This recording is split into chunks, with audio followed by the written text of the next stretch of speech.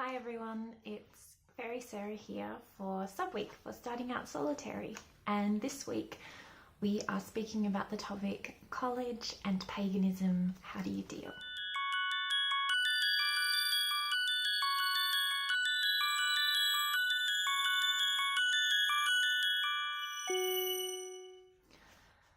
So, college and paganism. In Australia we call it university or TAFE. That's the name of our tertiary education system.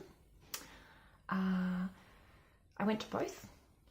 And it was in that time that I was starting to delve more deeply into learning about what this witchcraft thing was. So it had come up for me in my childhood, but I didn't have access to any resources. It was before the time of mobile phones and the internet. Oh, I know. Anyway, so here I was in a education system that had much more resources for me to get a hold of. It was also a time of having more time to work on figuring out who I was. I was living with friends or with my brother. So there was space to start exploring the truth of who I was. And I think this is probably your college years or tertiary education years could be that time when you are learning more, not only academically, but you're learning about your own self-expression.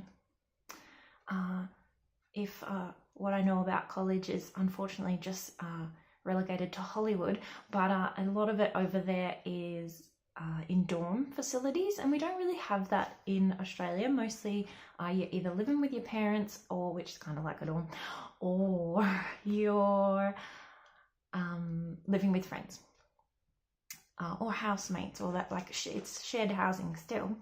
So how do you express yourself authentically in that environment, and how do you express yourself authentically in your school environment, and how do you still focus on your studies while still trying to work out the mess that is your spiritual and creative life?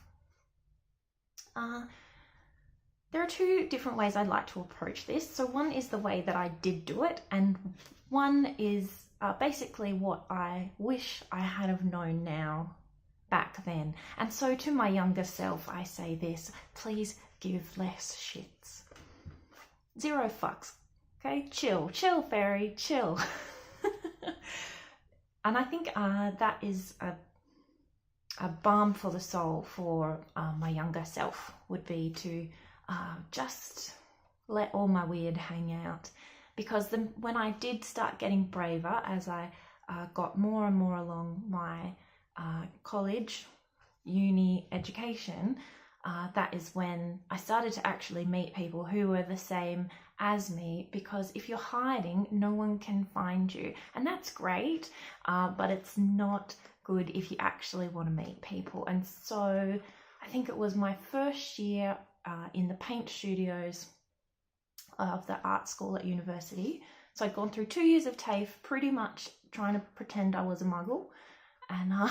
And then first year at uni, I would stay back late in the paint sheds, and I would, I remember painting a massive portrait of Bridget, and then we did all these different projects, and we had to do self-portraiture, and I popped a drawing of me with a big pentagram in the background.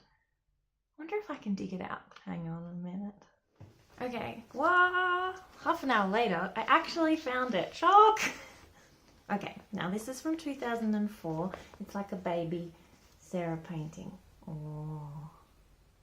So 2004, I would have been 21, which means I would have been, yeah, coming into my second year of uni. And I do believe that that is the year exactly when I met our lovely heiress, Elizabeth, who's also a fellow YouTuber, and we've been buddies ever since, and we even have circled together for many a year and been witchy sisters. And that would not have happened if I had of hidden and not started gently expressing and figuring out who I was. And it's not about going around with a big giant pentagram around your neck or telling everyone until the sun comes down like you're a witch or you're a pagan or you're a blah blah blah. I had some really good advice around this time. I think I was about 20, and I was wanting to flesh out more this concept of witch within myself, and I'd started reading and actually being able to afford to buy books at shops, and I'd started reading about Wicca, which was different from what had come through for me as a child, but it was the closest thing to it. So I started there, and I think one of the first books I bought was Anne Moore, I don't know how to pronounce her name, Anne Moore's Grimoire for the Green Witch. Yes, so I got that, and but rather than practice, I'd read it and talk about it with people, but I wasn't actually practicing. And there was a beautiful spiritual friend in my life, and she's the mother of my godmother, so she's like my fairy godmother perhaps. Anyway, she did Reiki, energy healing, and channeling and that sort of thing, and she said to me, I was talking about my witchcraft with her and my want of it and the desire for it in my life, and not knowing where to begin or what to do, or reading all these books and feeling a bit like I'd lost or was confused. And she said, Sarah, be a woman of action, not a woman of words. And so I stopped talking about it and just started putting things into practice. I started actually working on my own moon magics and following the cycle of the moon, and tuning in and doing things rather than talking to everyone about it. I just started living it. And so I guess that is something that I would say to do in college. Don't worry about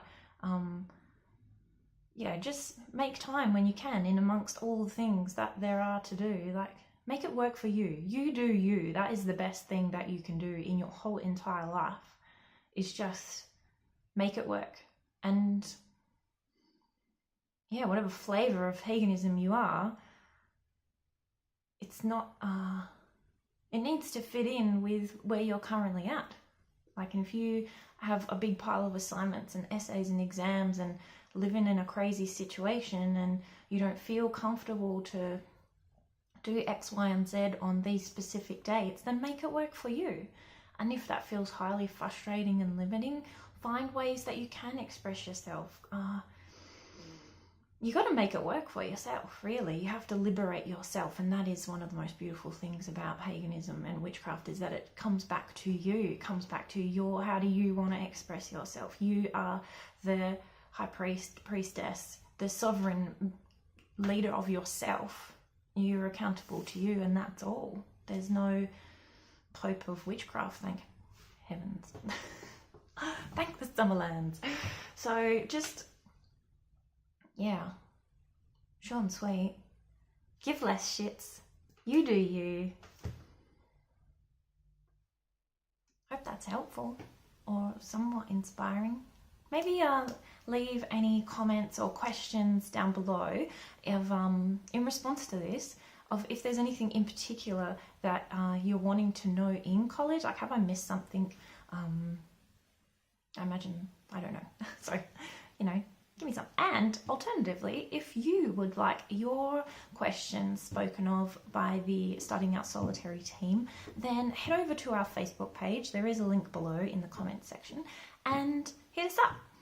And we might just answer them on our next topic. That's a bit groovy. All right, dudes. Well, stay beautiful. Do you. Give less shits.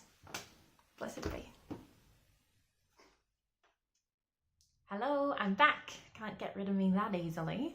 I was just preparing dinner and I thought, you know what would be really wonderful is a study spell. So I have got something for you. So there are some beautiful herbal and essential oil things that you can use to aid you in your study for exams or essays that you have to write, or anything that you need to do where you want to really tap in and turn on your brain power.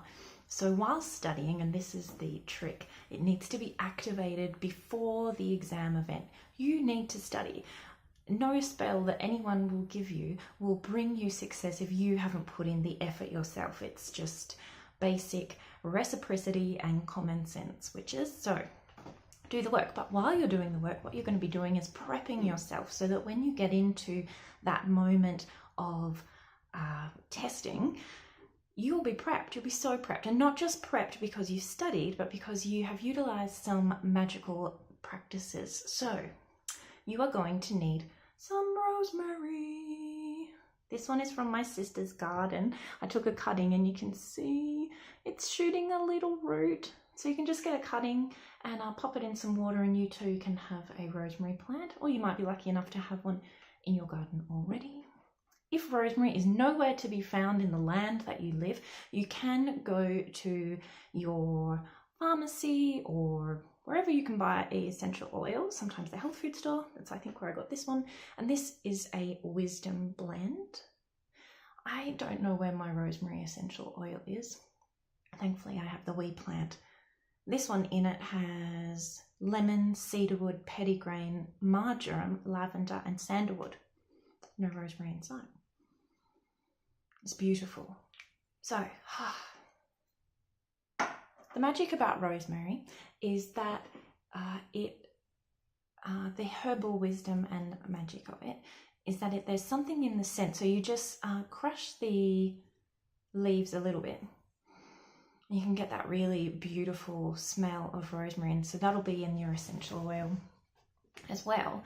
And what it does is it turns on the mind. It's a activation. And even say if you got a wisdom blend or whatever it is and it didn't happen to have rosemary in it, we would hope it would work in the same way. What you're going to be doing is, get this, set yourself up in your little study area, plant your feet on the ground, sit comfortably in your chair, connect to your breath, take a moment, come into the present, and take your rosemary, either oil version or plant version, and pop a little bit of it on your temples and on the nape of your neck, where the skull and the spine meets, like the spirit gate. And then study. And then every time you study, repeat this process. Then, when you go for your exam, test, presentation, whatever it is, when you need to be switched on, activated, and totally successful with the mind, before you go in, ground your feet, breathe, take your rosemary oil and pop it on the nape of your neck and on your temples, and it snaps it. It's the ching! And so all that prep, it works. It's worked all the time for me. So there you go, a little spell for study for you. Okay, I really am going now. Bye. Blessed be.